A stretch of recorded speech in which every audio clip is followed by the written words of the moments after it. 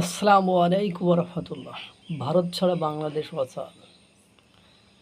ভারত ছাড়া বিশ্বের আর যে কোনো দেশ থেকে যে কোনো দ্রব্য সামগ্রী যে কোনো জিনিস নিয়ে আসলে হয় সেটা নষ্ট হয়, নতুবা সেটা কাজে আসে না, নতুবা সেটাতে বেশি মূল্য পরিশোধ করতে হয়। অর্থাৎ ভারত ছাড়া বাংলাদেশ অচল।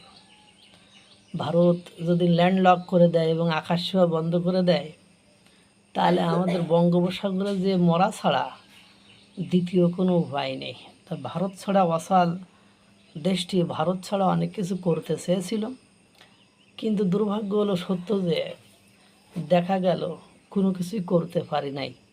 এই যে কিছুদিন আগেও যখন চরম আকারে তেল সংকট হলো, তখনও কিন্তু সেই ভারত থেকেই আমাদেরকে তেল নিয়ে আসতে হলো। যে হাসিনার আমলে যে পাইপলাইন, সেই পাইপলাইন দিয়ে তেল নিয়ে এসে দেশকে শান্ত করতে হলো।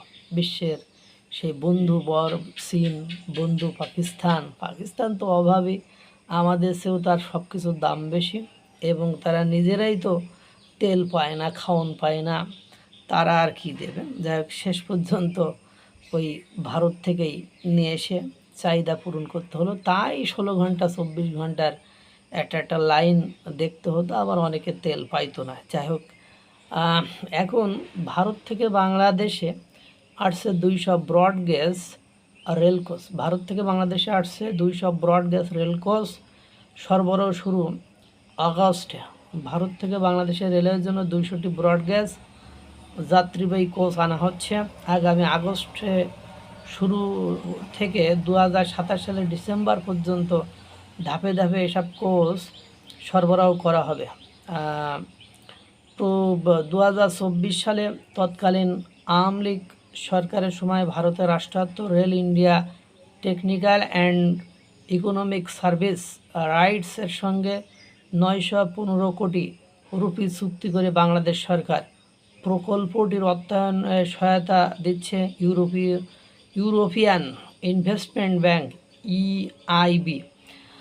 বর্তমানে ভারতের পাঞ্জাবের কাপুরথালা রেল কারখানায় কোচগুলো নির্মাণের কাজ চলছে। যদিও 2024 সালের আগস্টে বাংলাদেশের রাজনৈতিক পট পরিবর্তনের পর প্রকল্পটির কাজ সাময়িকভাবে স্থগিত হয়েছিল। পরে 2026 সালের মে মাসে পুনরায় নির্মাণ কাজ শুরু হয়।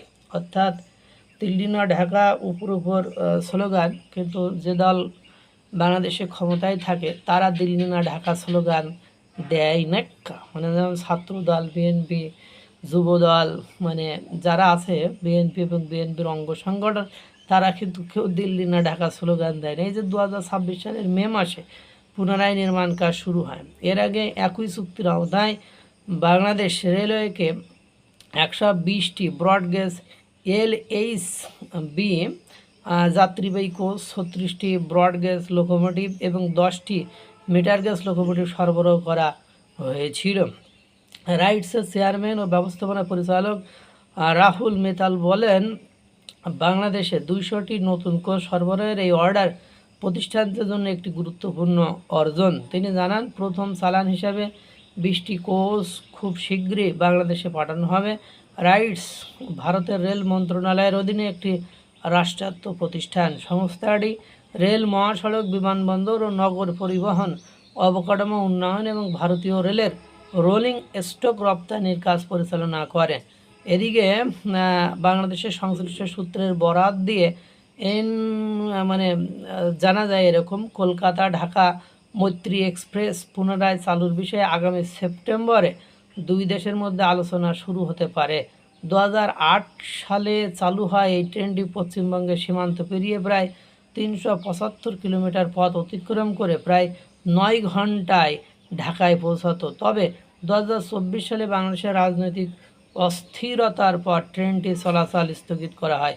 সঙ্গত কারণে 2024 সালের রাজনৈতিক পরিবর্তনের পর বাংলাদেশের জন্য পর্যটন ভিসা দেওয়া বন্ধ করেছিল ভারত।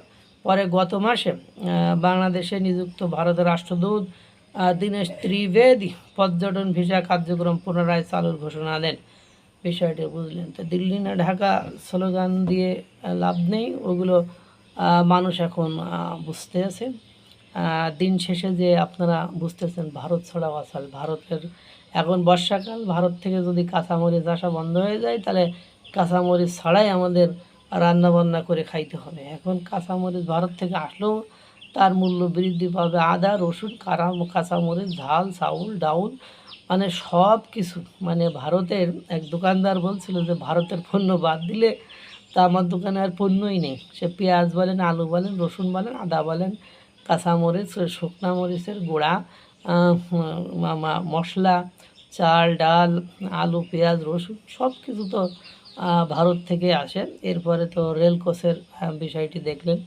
সুতরাং ওইসব দিল্লি না ঢাকা স্লোগান, উপর উপর স্লোগান এবং 2026 সালের মে মাস থেকে আবার তারা নির্মাণ কাজ শুরু করেছে। দ্যাট মিনস এখান থেকে গ্রিন সিগন্যাল না পাইলে, এখান থেকে শক্তপোক্ত একটা আওয়াজ না পাইলে যে নেবই কোনো এখান থেকে আর এর ব্যত্যয় কিছু হবে না, তখনই তো কাজটি করতে তারা সম্মত হয়েছে। সুতরাং বুঝতেই পারছেন ভারত ছাড়া অচল, ওসব বাজায় না, এজন্য আর বেশি বেশি গাল। আল্লাহ তাআলা সকলকে ভালো রাখুক, সুস্থ রাখুক। আসসালামু আলাইকুম ওয়া রাহমাতুল্লাহ।